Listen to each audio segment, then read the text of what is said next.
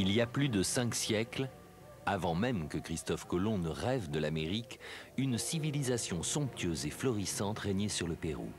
10 millions de personnes vivaient dans un empire riche de palais aussi raffinés qu'en Europe et aux majestueux monuments recouverts d'or. Les Incas.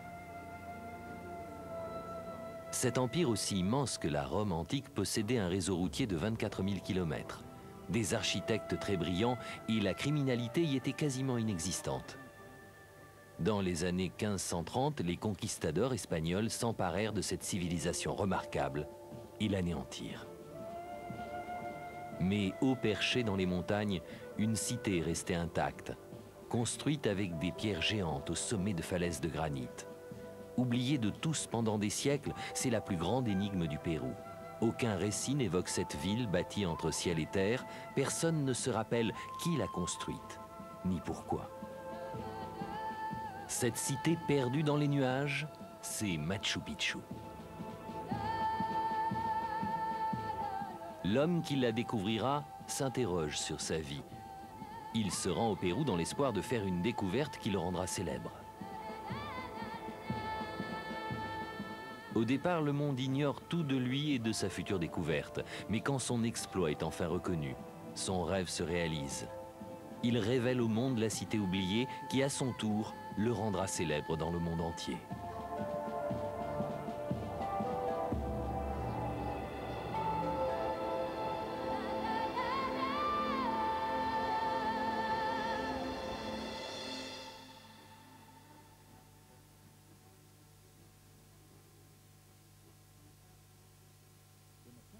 À la fin des années 1920, cet homme est l'un des plus célèbres personnages politiques américains. Hiram Bingham, troisième du nom, sénateur du Connecticut, est grand, élégant et s'est fait un nom en tant qu'écrivain, professeur, pilote et maintenant politicien.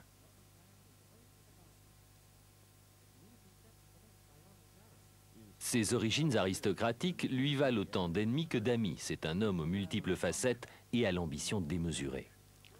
C'est bon pour le gouvernement, c'est bon pour le pays, et c'est bon pour chacun de nous de savoir apprécier un bon verre de bière. Mais tout ceci aurait été impossible sans la plus grande aventure de sa vie 20 ans auparavant.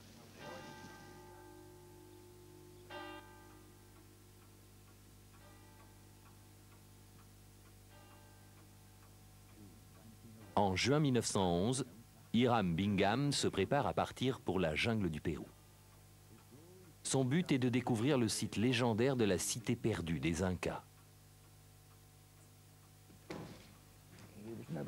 Il n'était pas archéologue de formation, mais professeur d'histoire-géographie. Mais c'était une époque où les explorateurs faisaient la une des journaux.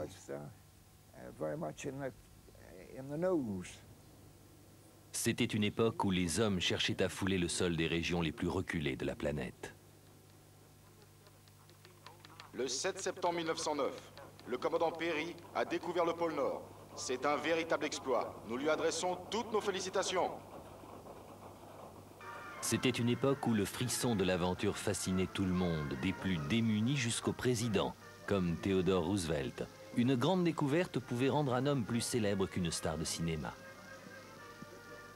Je suis persuadé que mon père a été influencé par un poème de Kipling intitulé L'Explorateur, dont l'un des vers était le suivant: un endroit perdu derrière les montagnes qui vous appelle, ou quelque chose d'approchant.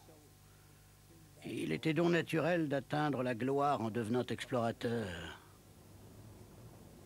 Le 8 juin 1911, la recherche de cette célébrité conduit Bingham au Pérou. Il est accompagné d'une équipe de l'université de Yale et muni des ouvrages les plus récents sur les Incas. Mais pourquoi le Pérou? En 1909, ce professeur d'histoire spécialiste de l'Amérique du Sud contemple sa première ruine inca, Choquequirao. Certains prétendaient que c'était la cité perdue, mais Bingham avait des doutes. Pour lui, la cité perdue était ailleurs. La famille de Bingham comptait déjà des aventuriers. En 1820, son grand-père quitte la Nouvelle-Angleterre pour devenir le premier missionnaire à Hawaï. Dans mon livre « Portrait d'un explorateur », j'ai dû remonter assez loin pour comprendre ses motivations. Il était issu d'une famille de missionnaires très stricte, où le premier Hiram Bingham, mon arrière-grand-père, était considéré comme un grand homme, et il voulait lui aussi être jugé comme tel. Mais il y a une autre raison. En 1900, Bingham épouse Alfreda Mitchell, héritière de la fortune Tiffany. Du jour au lendemain, il entre dans l'aristocratie américaine. Comme il me l'avait alors expliqué, il ne voulait pas être catalogué comme l'époux de l'héritière Tiffany. Il désirait se faire un nom par lui-même pour justifier son mariage avec une femme riche.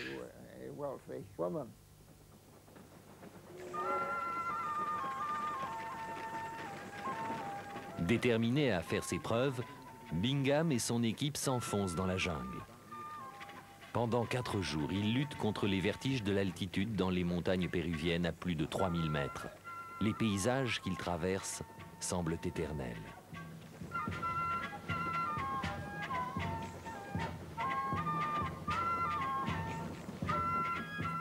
Les recherches commencent à Cusco, l'ancienne capitale inca.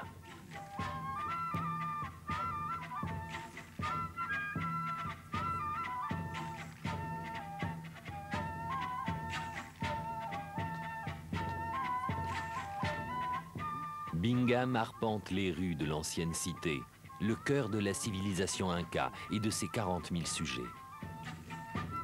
Il trouve derrière chaque mur les traces d'une grandeur passée. Il a fallu 30 ans à 20 000 hommes pour construire la forteresse de Sexaroaman. Il admire les murailles du temple, autrefois recouverts d'or, pour réfléchir les rayons du dieu des Incas, le soleil. Il ne restait plus grand-chose. Bingham imagine les trésors à l'intérieur des palais, l'or appelé la sueur du soleil, ou l'argent, les larmes de la lune. Les métaux précieux ne servent qu'au culte divin, et non pour le commerce, en hommage aux dieux dont les rois sont les descendants. Mais Bingham sait que cet âge d'or n'a duré qu'un temps. La raison de ce déclin se lit sur les murs, solides et droits, mais dont les pierres des corniches témoignent de l'assaut d'une force impressionnante. Les Espagnols. Dans les années 1530, ils débarquent au Pérou avides d'or et d'évangélisation. Mais ils amènent aussi avec eux des chevaux, des fusils et la syphilis. Ils avaient déjà conquis le Mexique, Panama et les Caraïbes, mais ils voulaient toujours plus d'or, toujours plus de richesses. Francisco Pizarro, vieux soldat illettré et cupide, provoquera l'affrontement de l'Empire catholique espagnol et du magnifique Empire du Soleil.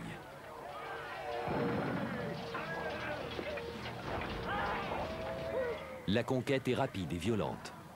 En 1533, Pizarro et ses hommes paradent dans les rues parées d'or de Cusco. En 2 ans, la cité est dévastée, l'or récupéré est fondu en lingots pour satisfaire la cupidité des assaillants.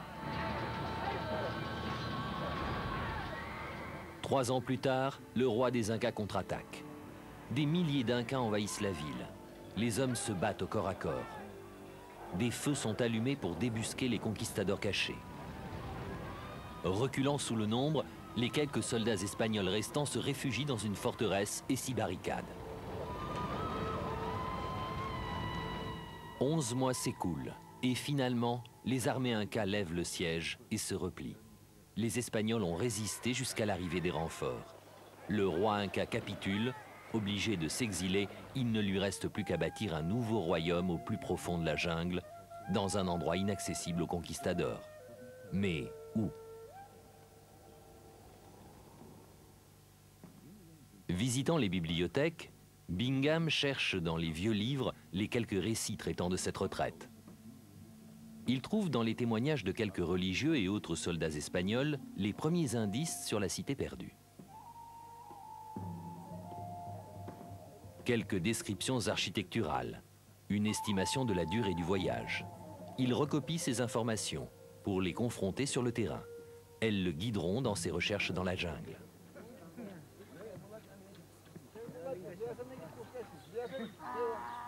Les derniers préparatifs conduisent Bingham dans la vallée d'Urubamba, où il achète des mules pour porter les bagages et les équipements. Le Pérou a beaucoup changé en 4 siècles. Pourtant, la culture ancienne transparaît toujours dans la vie quotidienne du peuple péruvien.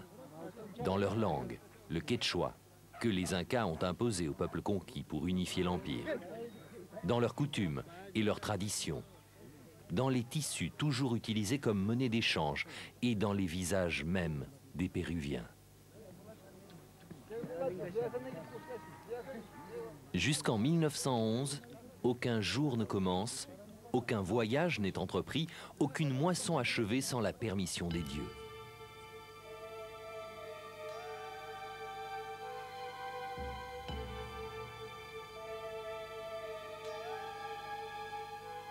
Bingham procède toujours de la même manière pour effectuer ses recherches. Il s'informe auprès de tous les habitants susceptibles de lui fournir des informations, aussi vagues soient-elles. Il suit la piste indiquée et paie ensuite tout conseil judicieux. D'une manière ironique, sa meilleure information provient non pas d'un livre, mais d'un fonctionnaire alcoolique appelé Quevedo. Il lui indique un nom dont il n'est fait mention dans aucune chronique, Machu Picchu. Ces mots étranges conduiront quelques jours plus tard le jeune Américain ambitieux au grand temple perdu dans les nuages.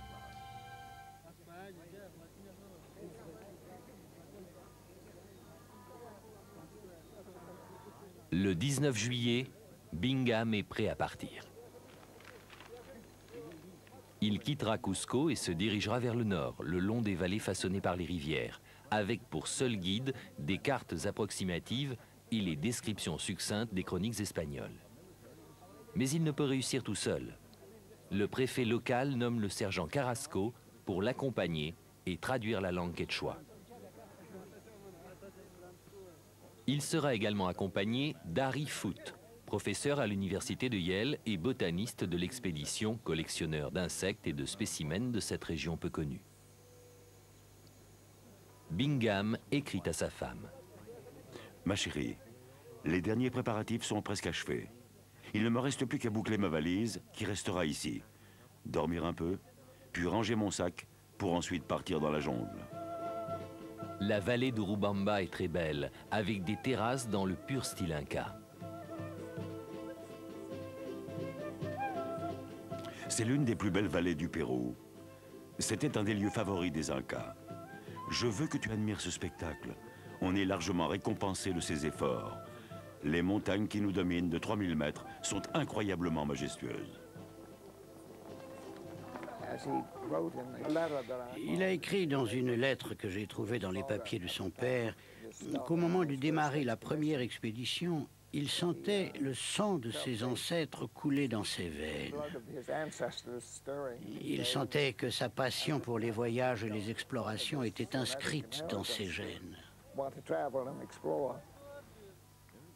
Bingham suit la nouvelle route nationale qui le mène dans une région où, depuis le temps des Incas, seuls quelques Indiens locaux s'aventurent. Quelque part, perdus derrière ces montagnes, se trouvent les cités Incas décrites dans les textes anciens. Les chroniques parlent d'une ville qui s'appelle Vitcos, et non Machu Picchu.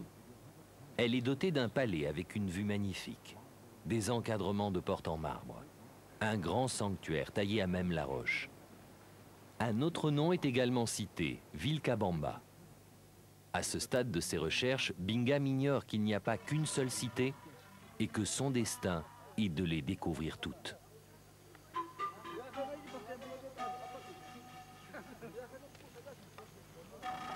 Le 24 juillet, Bingham et son équipe campent près des ruines indiquées par Quevedo, son informateur alcoolique. La suite est une histoire de légende que Bingham racontera jusqu'à la fin de sa vie.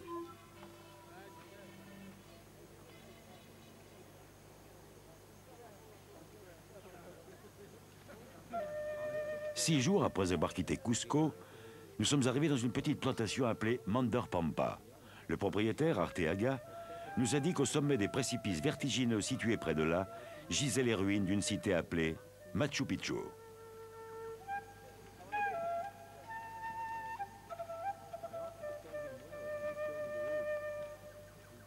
Je lui ai proposé une somme d'argent importante pour qu'il nous montre les ruines. Il a refusé en disant que la montée serait trop dure à cause de la pluie.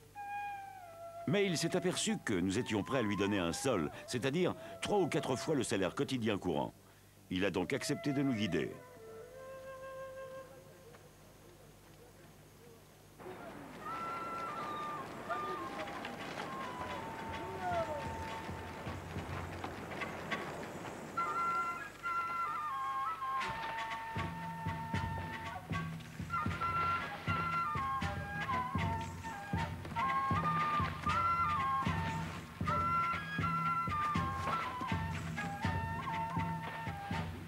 Quittant la rivière, nous nous frayons un chemin dans la jungle épaisse et quelques minutes plus tard, nous atteignons le bas d'une pente vertigineuse. Nous avons grimpé très dur pendant 1 heure et 20 minutes. Nous étions à 4 pattes sur une bonne partie du chemin, nous accrochant parfois du bout des doigts. Arteaga grommelait en nous mettant en garde contre les nombreux serpents. Il n'y avait aucune brine en vue.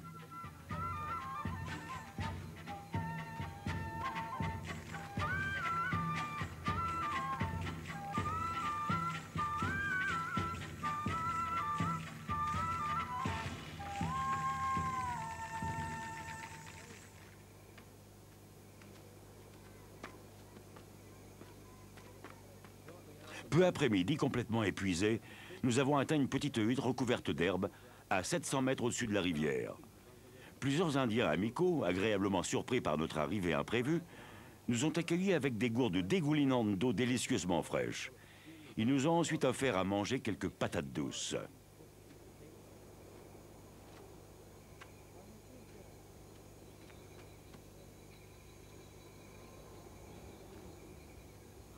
Arteaga était déjà venu ici. On me présenta un petit garçon qui me servirait de guide.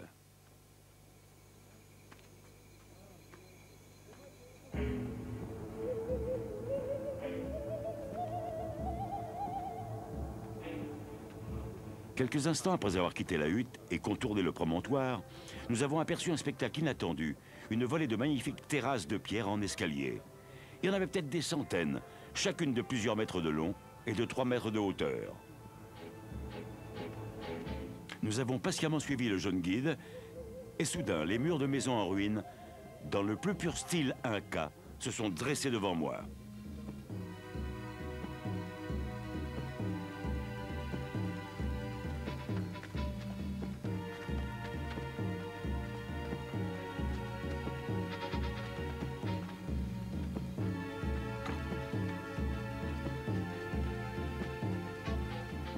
Le petit garçon a insisté pour que nous grimpions les flancs abrupts d'une colline en empruntant ce qui ressemblait à une volée de marche en pierre.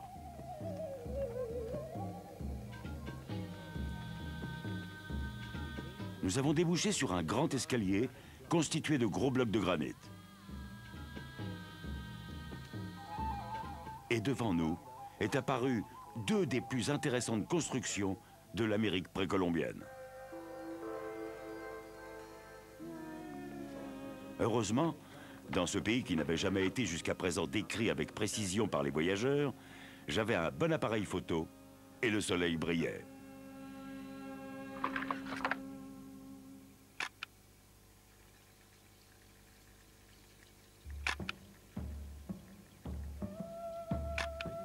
Bingham découvre des monuments entiers, dissimulés depuis des siècles sous la végétation luxuriante. Les vestiges découverts sont de toute évidence incas.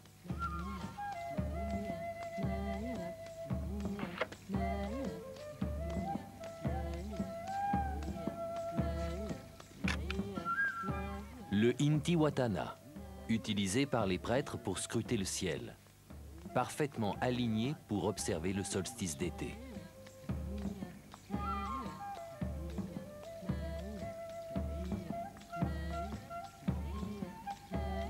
Les fenêtres sont magnifiquement sculptées.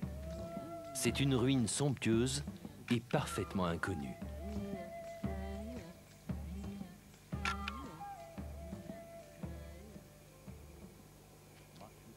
Machu Picchu, un nom mystérieux qui n'est jamais mentionné dans les chroniques. Une énigme héritée des dieux incas.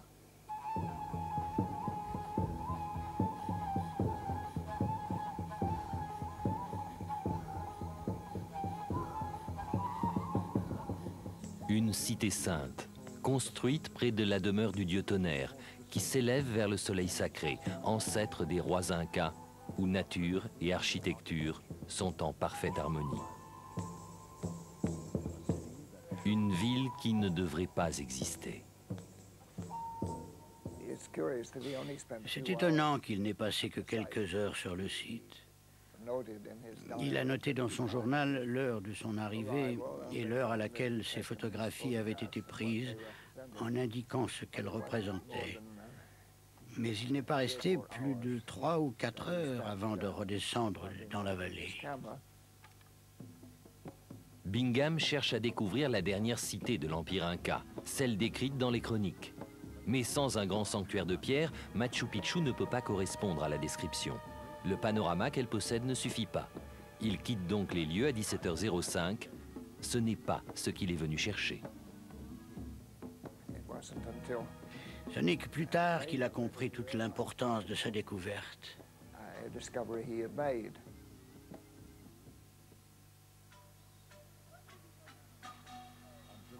Le 25 juillet 1911, Hiram Bingham, toujours à la recherche de la cité Inca perdue, s'enfonce plus avant dans la vallée inexplorée d'Urubamba. Les ruines spectaculaires qu'il vient juste de découvrir à Machu Picchu l'ont laissé perplexe. La première semaine de recherche du mois d'août est infructueuse.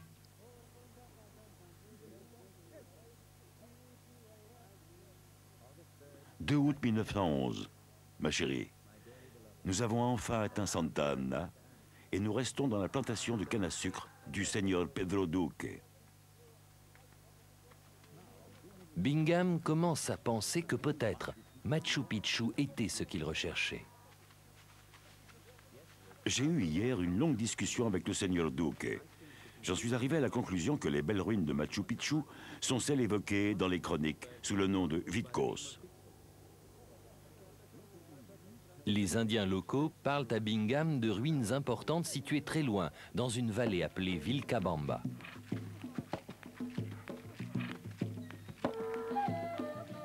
Bingham décide de s'y rendre. Les rumeurs l'intriguent. Il est allé trop loin pour faire demi-tour. Bingham pénètre dans une vallée riche en événements historiques. En 1537, les Incas l'empruntèrent pour assurer leur retraite. Ils y ont construit des cités très loin dans la montagne. Mais les pistes sont détruites et les ponts coupés. Bingham décide de marcher sur leurs traces. La jungle s'épaissit et les mules ont de plus en plus de mal à avancer. C'était exactement le but recherché par les Incas en fuite. À la fin de cette traversée difficile, il arrive dans un petit village appelé Lucma.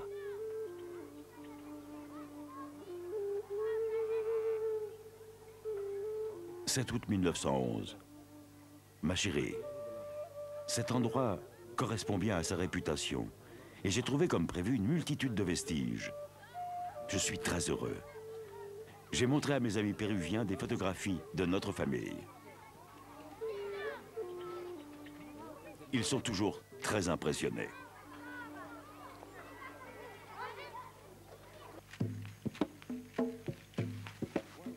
Alors que Bingham inspecte les ruines, Foote fait de son côté d'autres découvertes. C'est un naturaliste amateur mais de talent. Il trouve quelques spécimens jusqu'alors inconnus.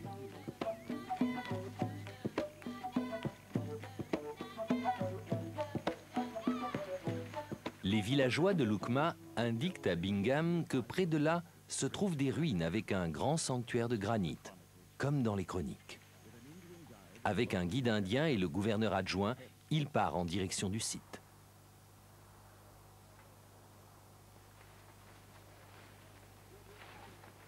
Nous sommes arrivés sur une belle esplanade ouverte, encadrée au nord par les ruines d'un vaste palais. La vue panoramique permet d'apercevoir au nord et au sud des montagnes au sommet enneigé. À l'est et à l'ouest, de belles vallées encaissées.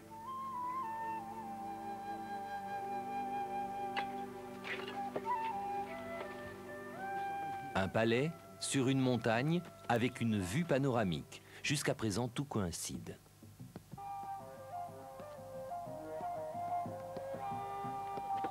Au centre des ruines, un bâtiment de plus de 60 mètres de long et 13 mètres de large. Un chef-d'œuvre de l'architecture inca.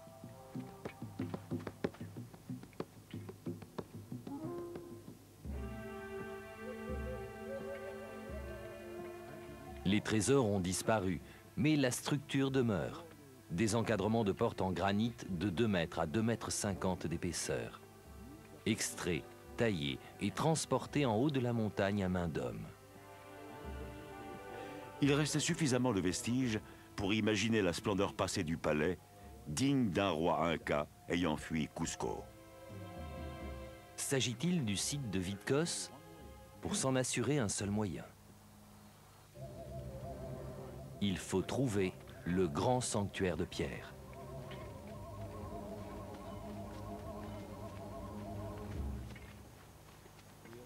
Arrivé à 16 heures, nous avons été tout de suite impressionnés par la justesse des récits qui nous avaient été faits. Nous avons compris qu'il s'agissait bien du site sacré. La roche était complètement recouverte de broussailles et enfouie dans la jungle, notamment sur 2 côtés. Nous avons demandé au gouverneur adjoint de faire venir une équipe d'Indiens pour le lendemain, afin qu'il dégage la roche.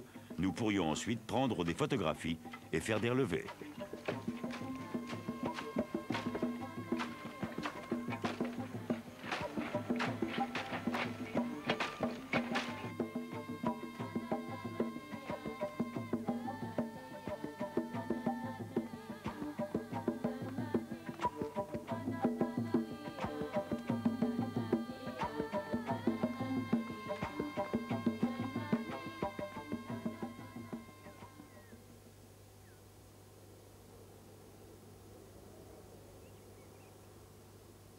Bingham est convaincu qu'il s'agit du sanctuaire sacré de Vitcos.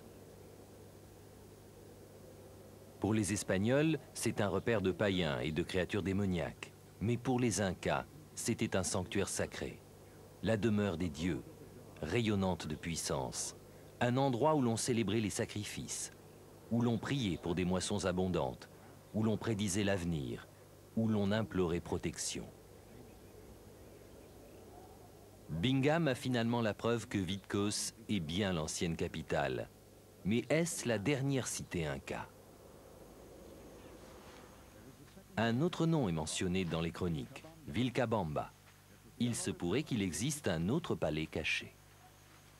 Bingham poursuit sa route et revit les derniers chapitres de l'Empire inca. Les Espagnols avaient pratiquement anéanti toute résistance, violents, torturant et forçant des milliers d'Incas à travailler dans les mines. Seul un bastion persistait, le roi inca dans son palais, au milieu de la jungle. En 1572, le gouverneur espagnol au Pérou décrète la mort du roi inca. Les Espagnols s'aperçoivent qu'il a quitté Vitcos, mais leur détermination est farouche. Bingham ne l'est pas moins.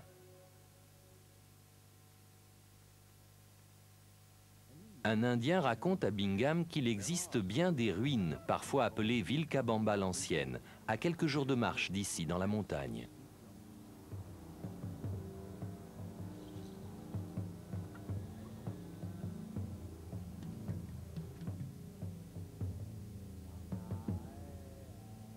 Mais on met en garde Bingham. Il entre dans le territoire des Indiens Campa, réputés pour être des meurtriers, commandés par un guerrier nommé Saavedra. Il ignore cet avertissement.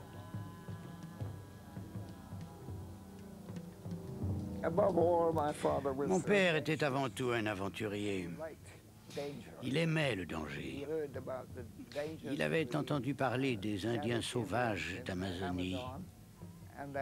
Et il voulait se confronter à eux. Cette fois, Bingham poursuit sa route non pour la gloire, mais pour se prouver qu'il est un véritable explorateur.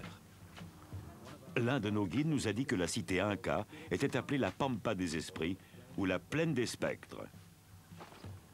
Les ruines ne seront-elles que des mirages qui disparaîtront à l'arrivée des hommes blancs, équipés d'appareils photo et d'appareils de mesure?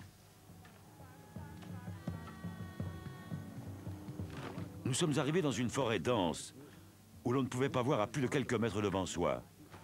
Guzman a dit que nous devrions envoyer l'un des porteurs en éclaireur pour avertir les Indiens de notre arrivée et de nos intentions pacifiques et prévenir toute attaque. Le porteur choisi n'était pas enthousiasmé par sa mission.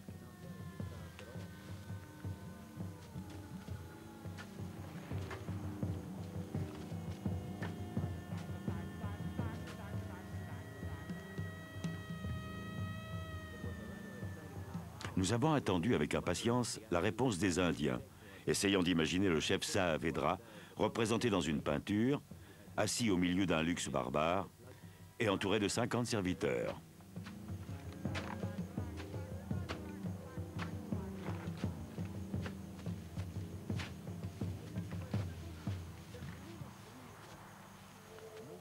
Aucune trace de sauvages, ni de flèches empoisonnées. Le royaume de Saavedra n'est qu'une petite plantation familiale au milieu de la jungle épaisse. Saavedra, qui est un homme agréable, mène Bingham aux ruines. C'est un endroit qui a été rarement visité pendant les 4 derniers siècles.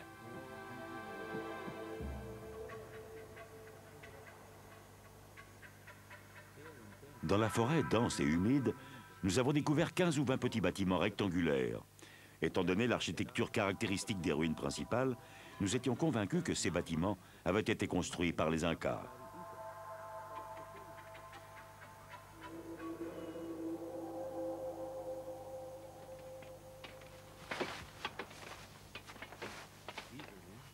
Bingham ordonne que les broussailles soient immédiatement coupées.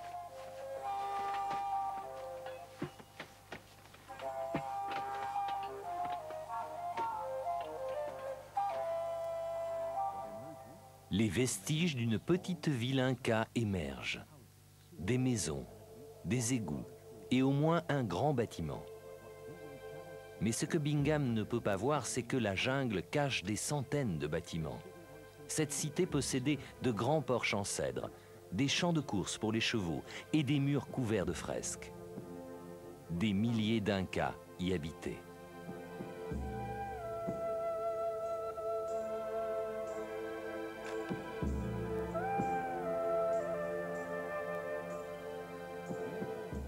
Des années plus tard, on retrouve d'autres textes relatant le destin de Vilcabamba. Quand l'armée espagnole arrive en 1572, elle découvre une cité abandonnée et brûlée. Ils l'appellent Espiritu Pampa, la plaine des spectres. Les survivants avaient fui dans la forêt. Mais après un mois de poursuite, leur dernier roi est capturé, ramené à Cusco et exécuté. L'Empire du Soleil est détruit à jamais.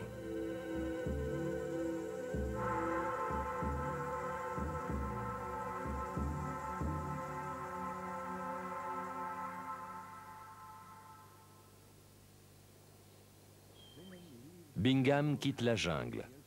Il est heureux car il s'est prouvé à lui-même qu'il était un explorateur. Il a découvert Vitkos et son sanctuaire sacré en granit, Vilcabamba, dernier royaume des rois incas, et une troisième cité magnifique, Machu Picchu, énigme absolue qu'aucune chronique ancienne ne mentionne ou n'explique. Bingham est désormais persuadé que la gloire et la célébrité l'attendent.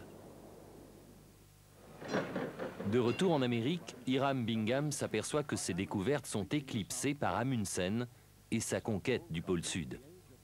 Avec cette aventure polaire, l'ère des grandes découvertes semble s'achever. Mais Bingham est accueilli avec enthousiasme par sa famille. Alfreda et leurs 6 fils sont très fiers de leur explorateur. Alfreda est également soulagée car elle assumait seule les responsabilités familiales. Mais Bingham veut repartir. Il sait instinctivement que les ruines ont d'autres secrets à lui révéler. Il passe plusieurs mois à essayer de collecter des fonds pour une autre expédition. En février 1912, la chance lui sourit. L'éditeur de la revue National Geographic assiste à une projection de ses diapositives. Il est impressionné et propose à Bingham de retourner au Pérou. Il dégagera les ruines et prendra des photographies qui seront publiées. Encore une expédition et Hiram Bingham sera célèbre.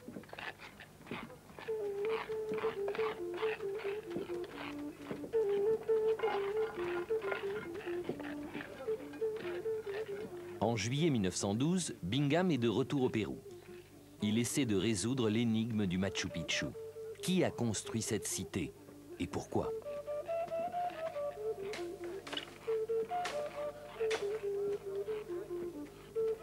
Ma chérie, tout le monde va bien, mais nos recherches d'ossements et de poteries enfouies ne sont pas fructueuses. C'est un beau site, mais nous sommes déçus car nous n'avons rien trouvé d'intéressant. Qui a vécu ici? Une ville de cette importance devrait avoir de l'or, du bronze et peut-être même des momies.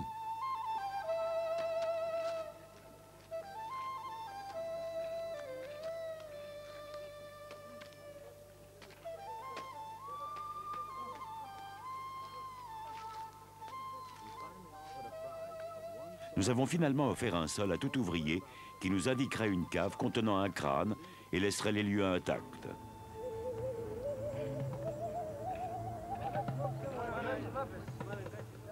Ce marchandage porte ses fruits.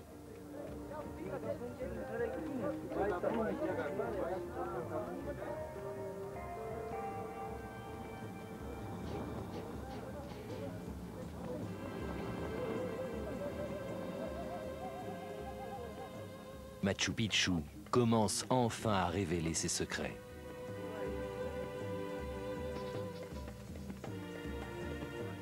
Ma joie fut immense quand je découvris pour la première fois une poterie inca en parfait état à Machu Picchu.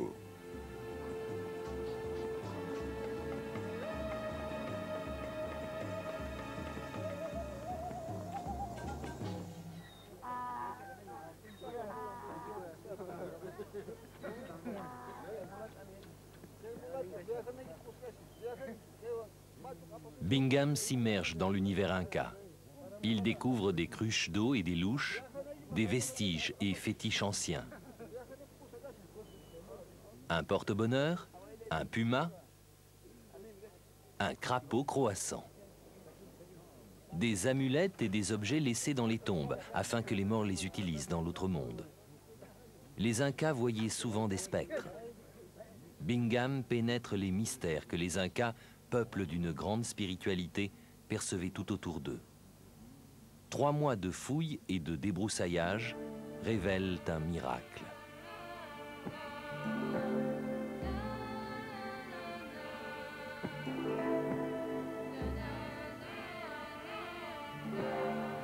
Sous le linceul vert, Bingham découvre les vestiges d'une cité entière.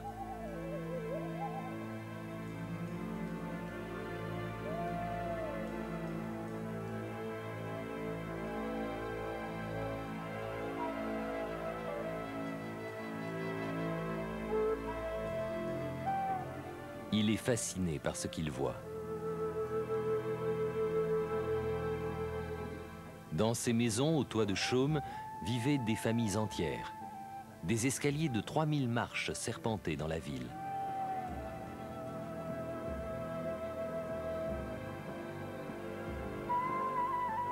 Plus d'une centaine de terrasses façonnées dans le flanc de la montagne.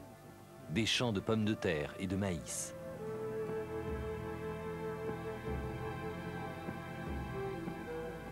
Des murs aux joints si parfaits que même 4 siècles plus tard, aucune plante grimpante n'a pu s'infiltrer dans les fissures.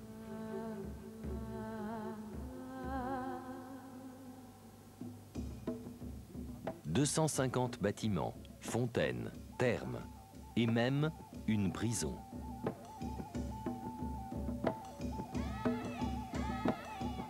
Un millier de personnes vivaient ici. Mais pourquoi s'étaient-elles réunies en ce lieu ? Un bâtiment recèle peut-être la réponse. Une étrange bâtisse aux murs arrondis, complètement différente des autres constructions de Machu Picchu. Et à l'intérieur, un monolithe de granit. Une pierre magique. Un autel si grand que les Incas ont construit un sanctuaire sacré pour l'entourer. À proximité, Hiram Bingham trouve un autre site sacré. Il l'appelle le temple principal. Il est construit autour d'un second autel naturel de grande dimension.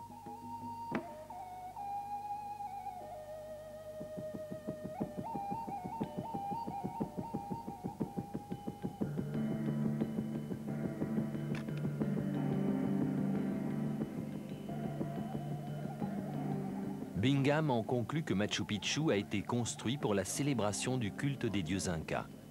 Cette cité ignorée des conquérants espagnols est restée inviolée pendant 400 ans. c'est une fenêtre ouverte sur le monde spirituel des Incas.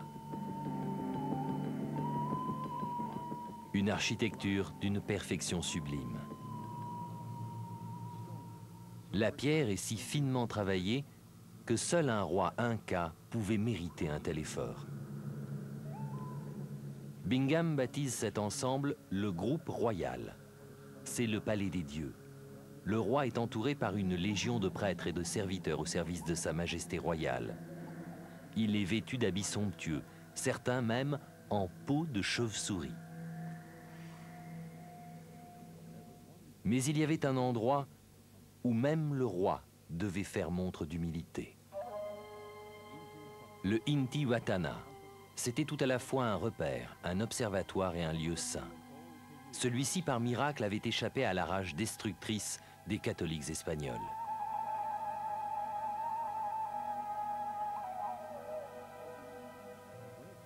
C'était une grande pierre qui mesurait la course des astres, du soleil, de la lune et des étoiles.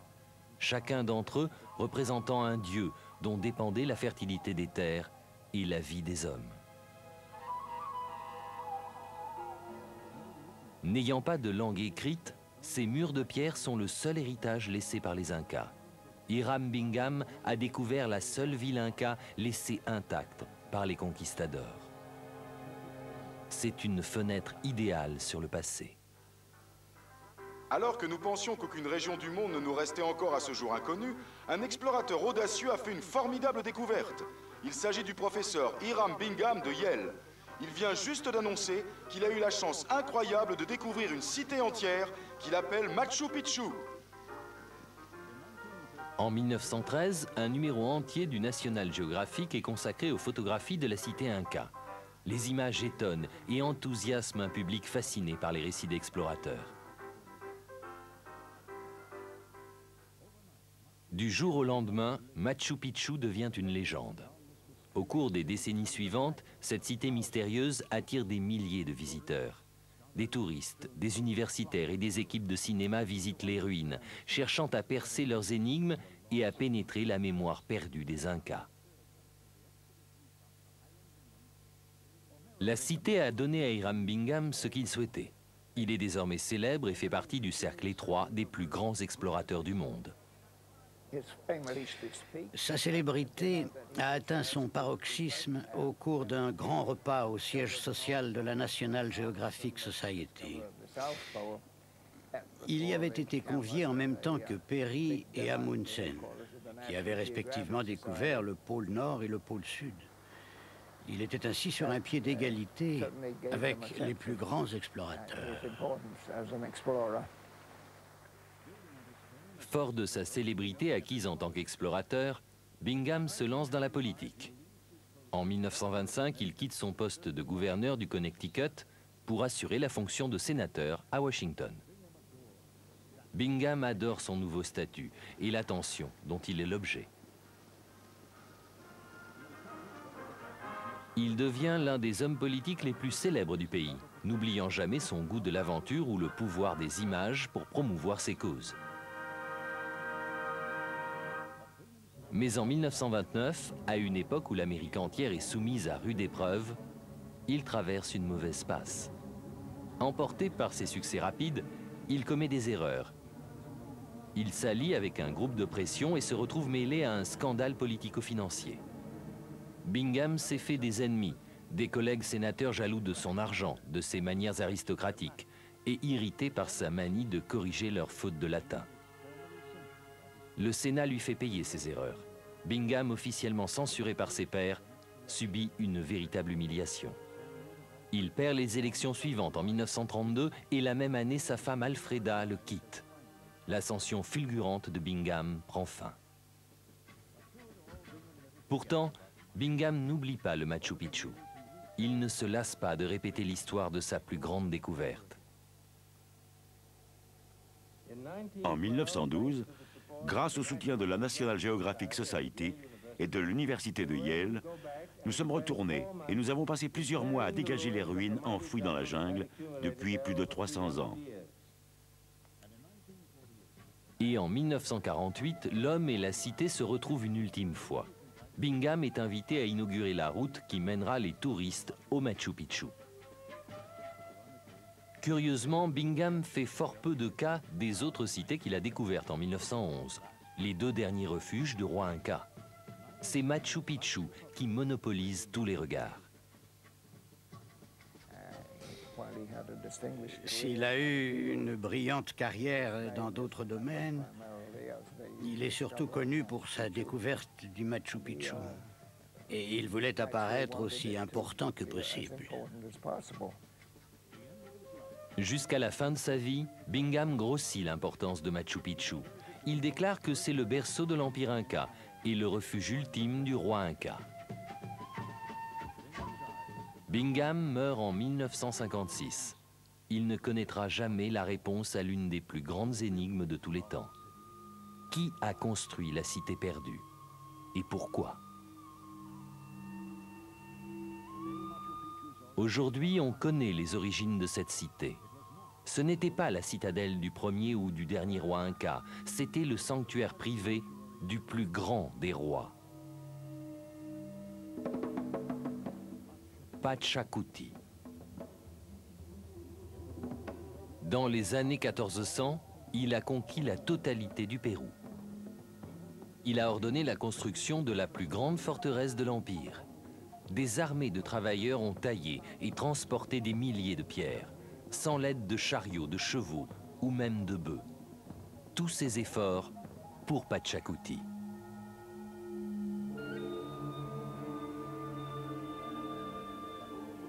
En hiver, le roi venait à Machu Picchu pour se reposer. C'était aussi un endroit de villégiature et de loisirs pour les dignitaires de l'Empire. Mais Bingham ne trouvera aucune trace du roi, aucun vestige en or ou en argent. Seulement des poteries et des os dans les caves qui appartenaient aux serviteurs du roi, ces hommes et ces femmes qui ont construit la ville. Pachacuti meurt en 1470. Son corps est renvoyé à Cusco. Machu Picchu lui appartient par-delà la mort. Seuls ses serviteurs seront autorisés à rester, vivant la fin de leur jour dans l'obscurité. Cette demeure du plus grand des Incas de tous les temps a été oubliée par les Incas eux-mêmes. Alors que la guerre contre les Espagnols battait son plein dans la vallée, la cité au sommet de la montagne restait intacte et inconnue. Elle est restée ainsi jusqu'en 1911. Un homme qui rêvait de gloire découvre alors ce site où le temps est suspendu, comme si les Incas n'étaient jamais partis.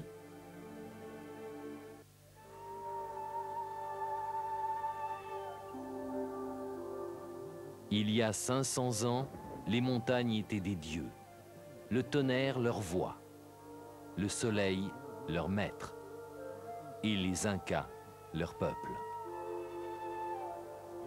Dans les années 1400, cette renaissance a produit des monuments magnifiques et des trésors d'orfèvrerie.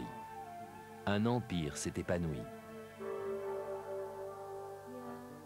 À la même époque, de l'autre côté du globe, un autre empire naissait, l'Espagne, avec ses villes d'à peine 50 000 habitants, un pays pauvre, aux ambitions démesurées et à l'intolérance religieuse absolue.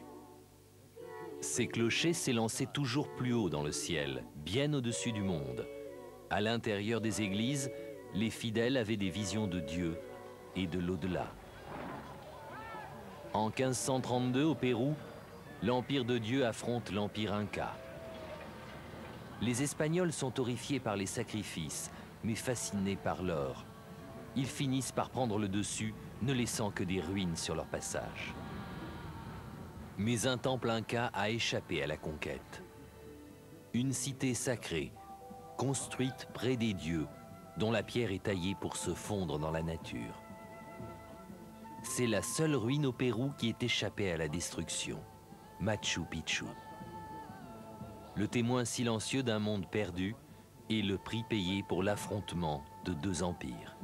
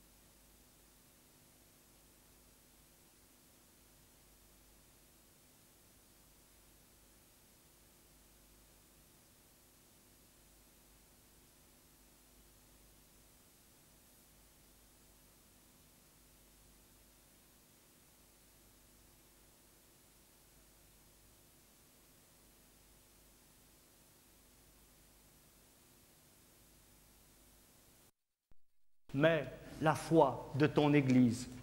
Pour que ta volonté s'accomplisse, donne-lui toujours cette paix et conduis-la vers l'unité parfaite, toi qui règnes pour les siècles des siècles. Amen. Que la paix du Seigneur soit toujours avec vous. Et dans la charité du Christ, donnez-vous la paix les uns aux autres.